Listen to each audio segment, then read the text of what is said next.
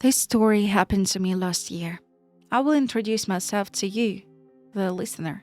My name is Arya. I am 10 years old and I like to compose stories.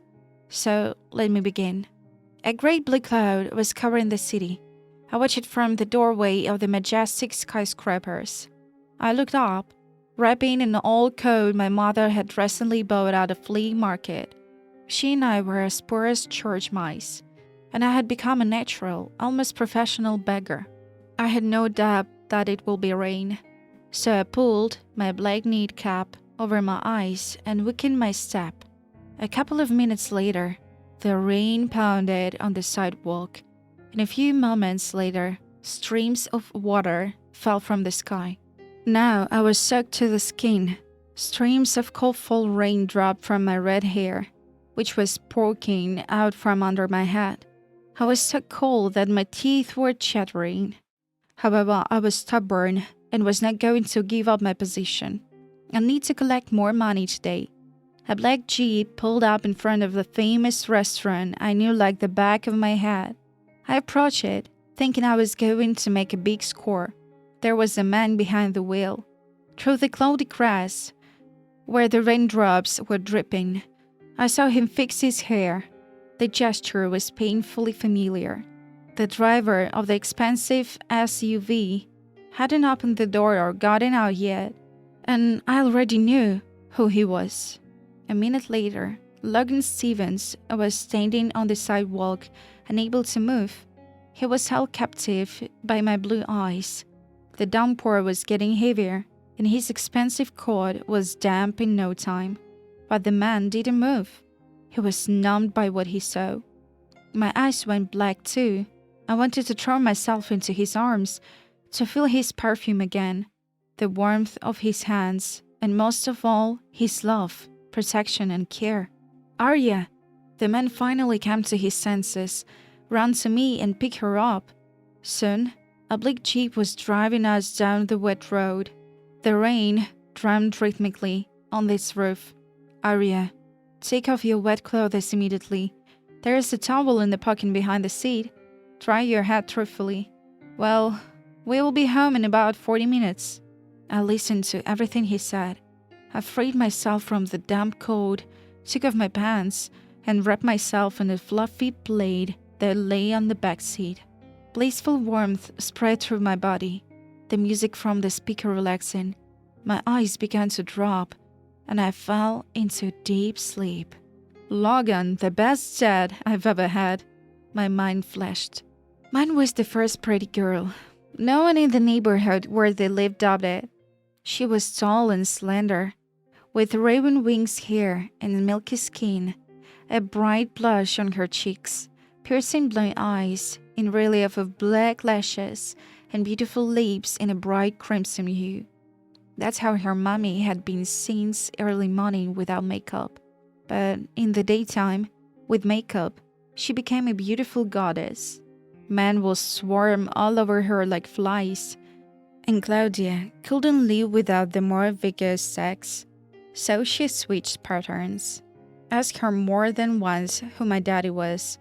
The answer I got was, yes, you can have anyone you want, daughter. He'll be yours. As time went on, my mom never told me the truth. I accepted this state of affairs.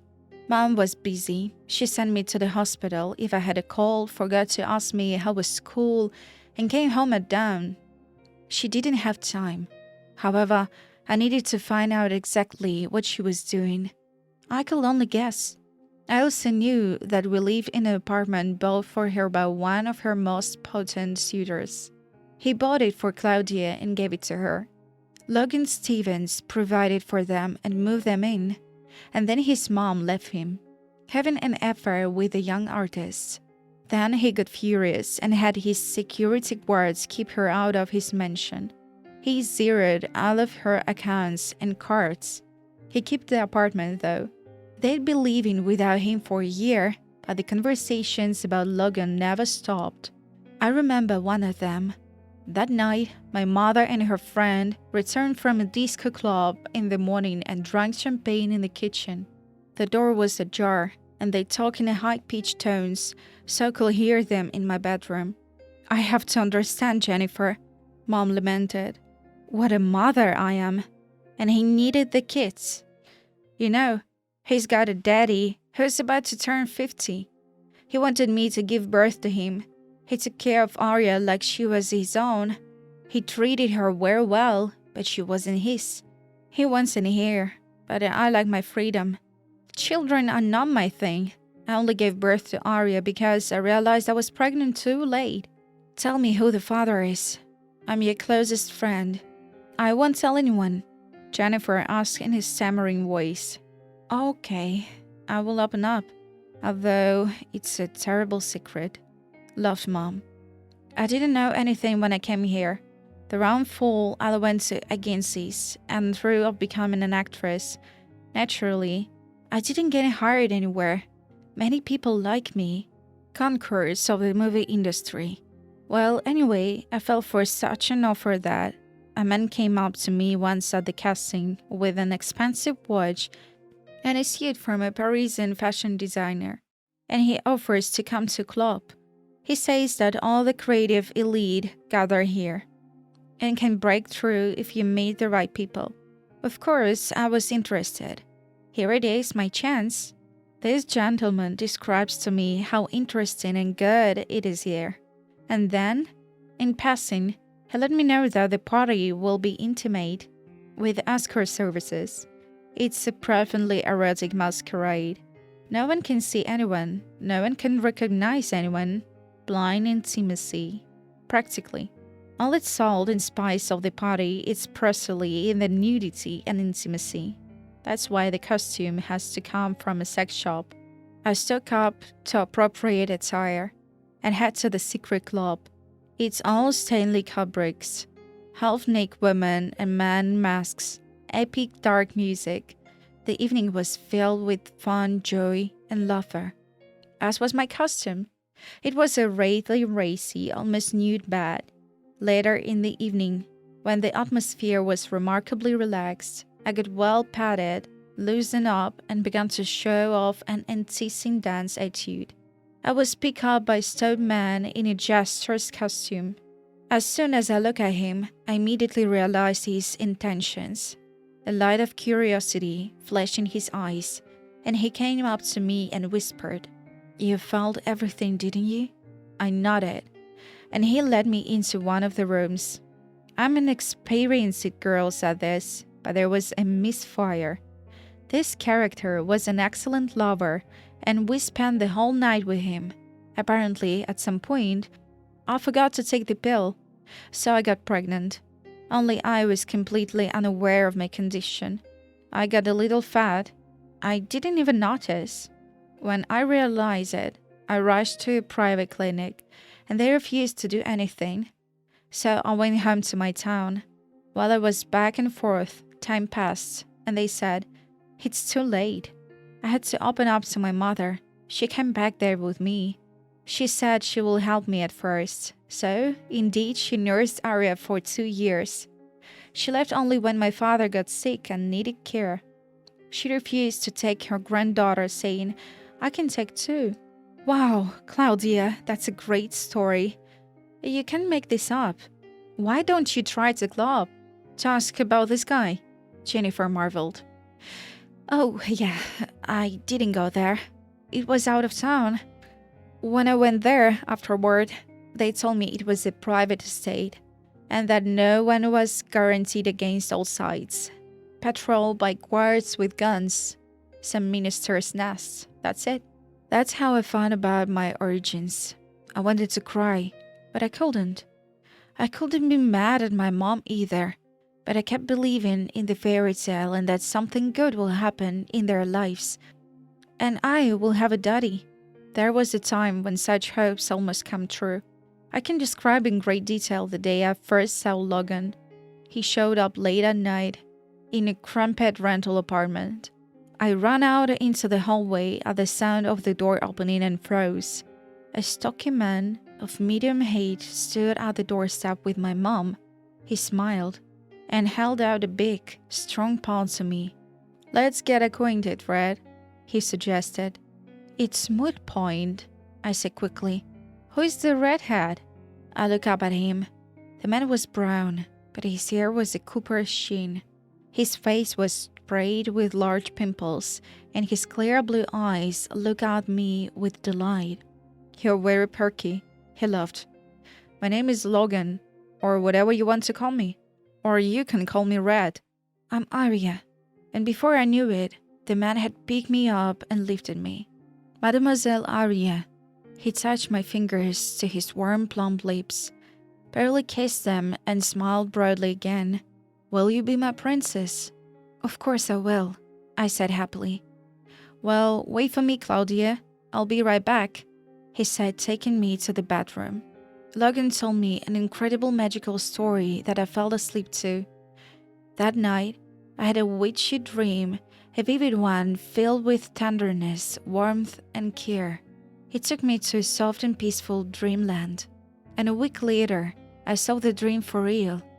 Logan moved out into his house. It was a palace. It was like nothing I had ever seen in a movie. It was all decorated with marble in cold shades of gray. Dwarf scrubs and fancy flowers were blooming all over it. And above all the 2 floors, there is a laconic office and library, cozy bedrooms, a billiard room, a tennis room, and sauna and jacuzzi. And upstairs, under the transport roof, a pool with azure water. You can view the neighborhood from the square of the high-rise building and stores. You swim, enjoying the warm water currents, and watch how people bustle below during the day, or how the Capitol's lights come on the evening. In this house, I was thrilled. I'd never been happier in my life. I felt like a princess who lived in a tall castle and drove to school in a fancy car. And my bedroom, a waste room, branch in sunlight most of the day. It was decorated in soft pinks and blues. A king-size bed, snow white, with soft pillows and weightless but warm blanket. And under the roof a silky, high-pile carpet. I knew Logan was very busy and working atop of the government. I was surprised he had time for me. He would try taking me if he were home in the evening. He was sure to tell me some fascinating bedtime stories. It wasn't always a fairy tale. He knew how to make up his own stories. The characters in them were strong, brave, and happy. I began writing a little essays about my life, thanks to our evening conversations. I was so happy. But there was a subconscious fear of loss living inside me all the time. I didn't allow myself to think that I finally had a real daddy. A man who needed me and cared for me tenderly. And then, the thing I was so afraid of happened.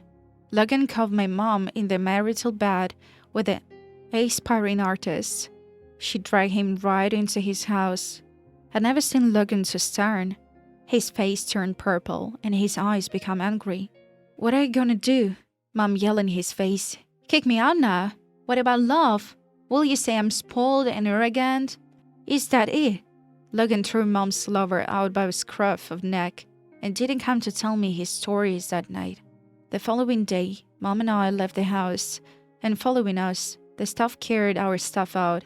The gate to a fairy tale life slammed shut in an instant. I couldn't take it anymore and burst into tears. I realized the magic was over. Finding a few hundreds in my pocket, my mom called a cab, and a half an hour later, we were in our apartment. It wasn't as cozy inside as it was at Uncle Vanya's house. That night, the dreams were disturbing and vague. Towards morning, Logan appeared in the dreams. He was smiling and holding out his arms to her. I ran to him, but I stayed glued to the spot. Well, and then I had to go to another school. It was very close to home. It was a 5-minute walk. I did well in school and did my homework just like before. I answered my grandmother's calls with one-word lies. Why upset her? Of course I told her that me and my mom were fine. She had realized that she was working, bringing up money. Couldn't tell an older woman that her daughter was going downhill. She works at a strip bar and drinks a lot. We needed more money. Mom was getting more and more info, a life of depravity. Soon, I dropped out of school and rarely went to school. I earned money by begging. I had to go around many neighborhoods to collect more. To do this, I spent 6 or 7 hours on the street. I ate on the go and rested whatever I could. I hid from acquaintances for a long time so they will not turn to the guardianship authorities. To do this, I went far away from home. And then, one rainy November day, I ran into Logan on the street, and he didn't leave me. I woke up in his arms and he carried me into the house. I found myself in my favorite bedroom and gasped in delight. Nothing in the room had changed. Everything was the same, even the drawings on the walls. It was clean, tidy, bright, and cozy. I found a few slippers by the bed, neatly tucked away in a corner. I stretched and stood up. Then I strolled around my former apartment and left the room. I found Logan in the dining room. The aromatic smell of coffee waved through the spacious room. The owner sat at a large table with his favorite cup in his hand, a porcelain cup with the image of a great elephant. He smiled at me. "Well, come here." He put the drink on the table next to himself and spread his arms. "I will hug my princess at last. How have you been living all this time?" I couldn't help myself and cried bitterly. I quickly walked over to the man and hugged him tightly around the neck. "You have no idea how much I miss you, and how many stories I wrote. You were the one who taught me how to make up stories. I started writing them down. I might see you someday and read them. I'm sorry, my little girl." He gently stroked her red hair. "I shouldn't have let you and your foolish mother go." No, you did the right thing. If Mom had stayed, she would have ruined your life. And I love her too, so that I couldn't stay with you. You know, she will be all alone now. She's terrible. I've been alone since you left. It's so empty. I didn't want to go home from work." Logan sighed. "Don't be mad at your mom. Don't be angry at her. She's already been punished." "How? What's wrong with her? Tell me." I told him about our life. He sighed for a long time. Then we drank tea and talked all night. He got so frank that he brought his family photos in a big cardboard box, and we looked at them until midnight. And in the morning, we headed over to my mom's. Oddly enough, Logan didn't dislike her. He took Mom out of the apartment and brought her to his place. She was treated at a special clinic and attended a therapy group for a long time. And then Logan married her. The wedding took place in the posh hall of a famous restaurant. Chandeliers hanging from the ceiling in a dazzling diamond glitter. Dozens of tables and a chic decoration. Exquisite tableware, porcelain, silver, elegant glasses. The evening was unforgettable. Mom held her head high and looked at his guests with a mysterious half-smile. Logan's eyes shone with joy. Next to him was his dream. She had no equal in the hall today.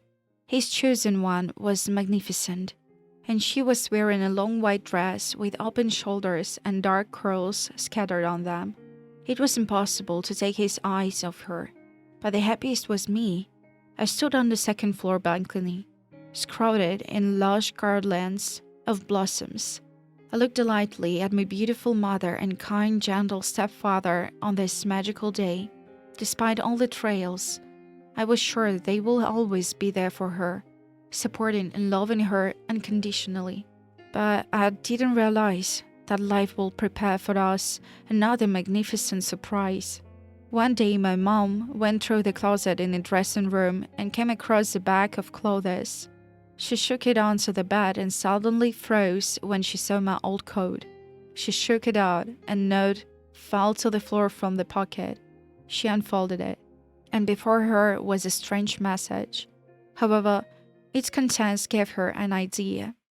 Mom began to review her husband's closet and saw something that threw her into a stupor. Then she immediately found me and asked, "Where did you get this?" She held out a crumpled piece of paper. I remember that I had packed up this note on the floor The morning after the night Logan had shown me his baby pictures from the box, it was an invitation to a party. He'd said it was okay to throw it away then, but I had automatically put it in my coat pocket and forgotten. After all, we were in a great hurry to see you then. Mom hugged me toughly, and we ran downstairs to the dining room. Logan was drinking his morning coffee, and we froze in the doorway. Mom looked in his eyes without blinking. "Can you come with us? It's necessary." She drove him to the country house and began his question. "Honestly now, tell me, have you ever had a blast here? I've got nothing to hide. I did." Then, in fashion, were those costume parties, but that was before you calmed down. He pulled his wife to himself. "That the thing?" Mom took his strong, muscular arm. "It was with me. I was here. You were in a jester costume, and I was in a bag costume. So it was you?" "Wow, I'm shocked." Logan was just stunned. "That's not all. It was after that night that I got pregnant." The man froze, and Mom paused for a spectacular pause and stretched out her hand, pointing at me. "Arya was born. That's a twist, dear. For the first time, I don't know what to say. She's my daughter. You must have always felt that. So fond of her. I've ever got jealous sometimes in the old days." "Oh my gosh." The man took me in his arms and spun me around. "This is news. So I'm a daddy." Claudia had just taken me by surprise. The car drove us into town. The road was clear, and a fresh spring breeze blew through the windows. Mom seemed to look at the bus without fear or shame. She took it as a given, realizing she had gained such a personal experience. All the trials and hardships she had to overcome were lessons through which she had gained strength, wisdom, and confidence. And me, I'm Arya Stevens now, and I am the luckiest girl in the universe.